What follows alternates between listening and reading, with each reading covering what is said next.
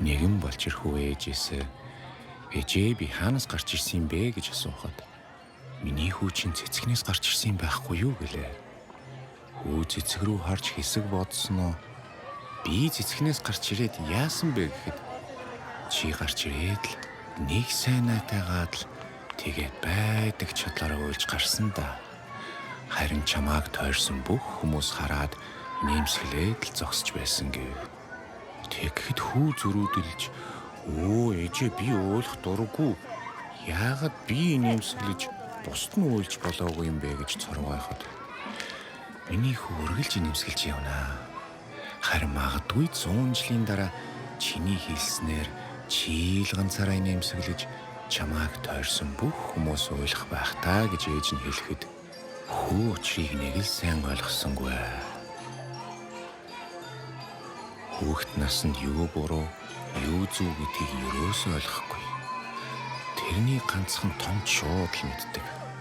Тэгээд л хурдхан том болохын л бөөн хүслэн төрсөн өдрөөс төрсөн өдрийн хооронд, шинэ жилээс шинэ жилийн хооронд нэгэн жилийг арай хийж барна. Заримдаа бүр цаг хугацаа зогсчихдог.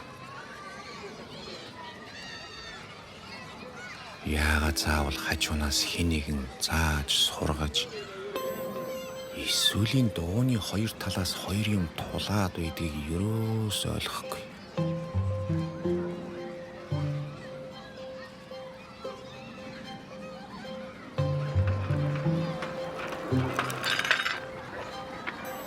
Харин нэг л өдөр хоёр тулгуураасаа салж хорвоо ертөнцийн сонин сайхныг мэдхээр гарлаа. Нөгөө тулгуурын учрыг одоо л ойлгож хэрэгтэй юм байжээ гэж бодов. Хэсэг яваад за одоо хэрэггүй ч юм байж дээ гэж бас бодлоо.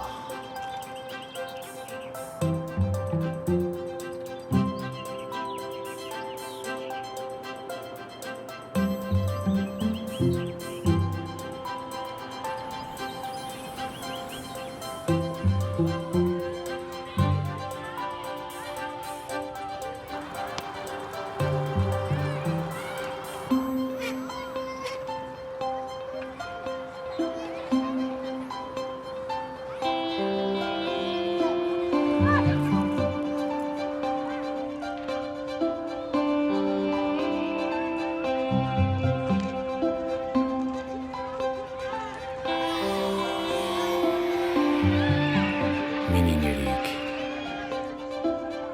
за би нэрээ сүлд нээл.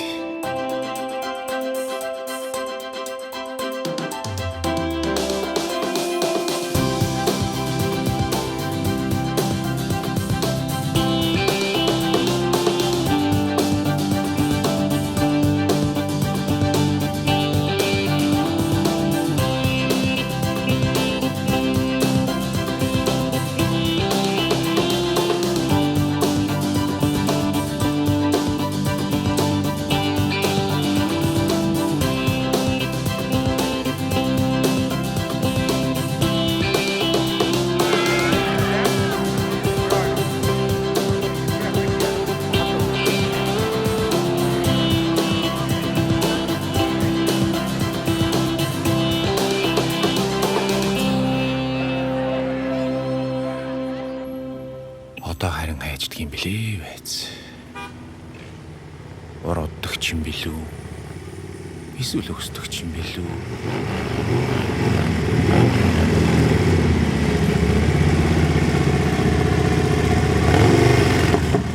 Залуу нас гэдэг замын уулзвар. Тэр замын уулзвар зөвхөн таних. Ойрын хараан жигтэй ихэн хурц боловч холын хараан жаахан тааруу. Айл замаар явхан таны ил сонголт очих газар чинь тэрний үрдүн. Их хвчлэн би гэж ярих бөгөөд юу ч тохиолдож болно гэдгийг тоохчгүй. Харин нөгөө цаг хугацаа байдаг ч юм уу, үгүй ч юм уу сурагч байхгүй.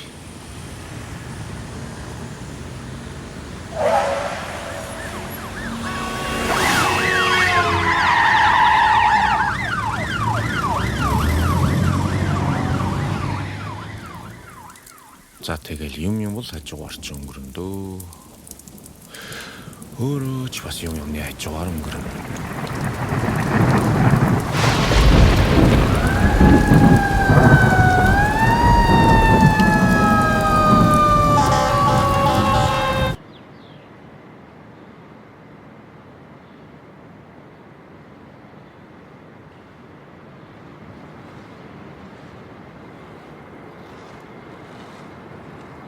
Хөөх цэцэг.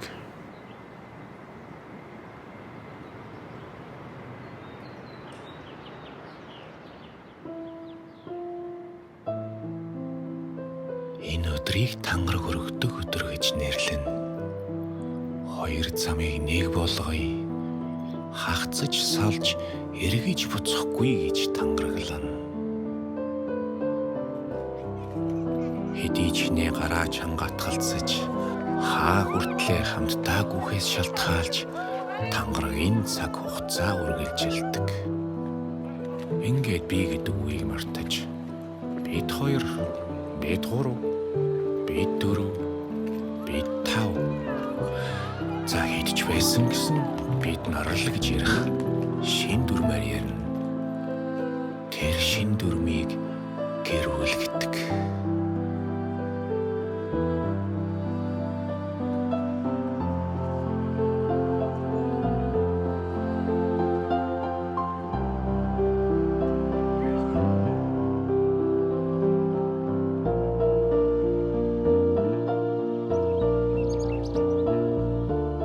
Ганц нэгээр унж эхлэх навчис амжаагүй мөрөөдлийн минь тоо гарах мэт энэ тэнд үе хийсч цаг хугацааг сануулж эхлэх мэт.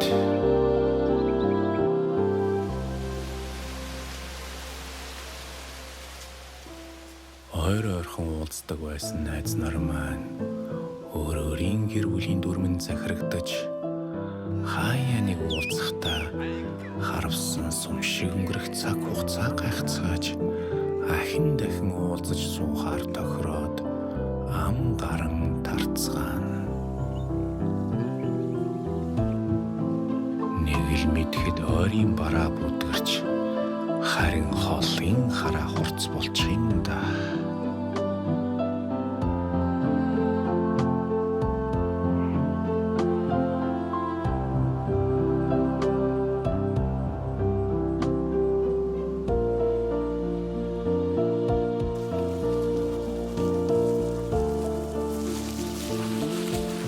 Ингээд та цаг хугацааны сургийг гаргах биш.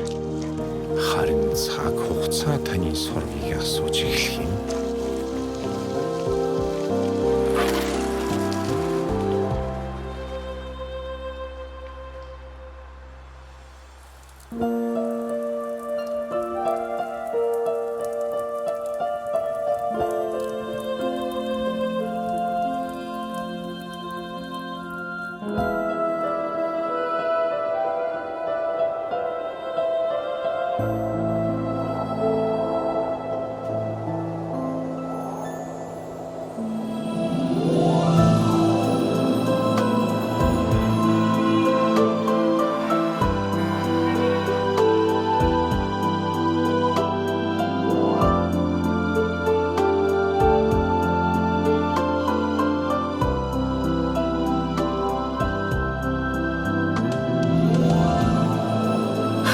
Одоо та хамгийн хүчтэй, хамгийн зоригтой, хамгийн хайр булаа. Бас хамгийн төвчээртэй, хамгийн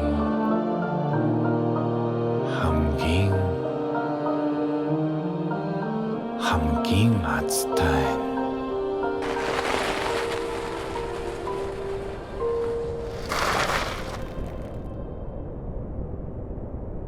Анхудаа найтайлгаж уйлж эхэлсэн тэр нэгэн өдрөөс өнөө хүртэлх бүх цаг хугацааны ард талд таны ээжийн ганц л хүсэл байжээ. Үнэтэй цаг хугацаа тойрог мэт тойрсон орол байна. Энэ удаа та хэн нэгний үргэлжлэл, харин дараагийн тойрог таны үргэлжлэл. Үргэлжлэлийн үргэлжлэл. Чи л ганцаараа нэмсэглэж чамааг тойрсон бүх хүмүүс уйлах байх таа гэж ээж нь хэлэхэд хүү чийг нэг л сайн ойлгосонгүй.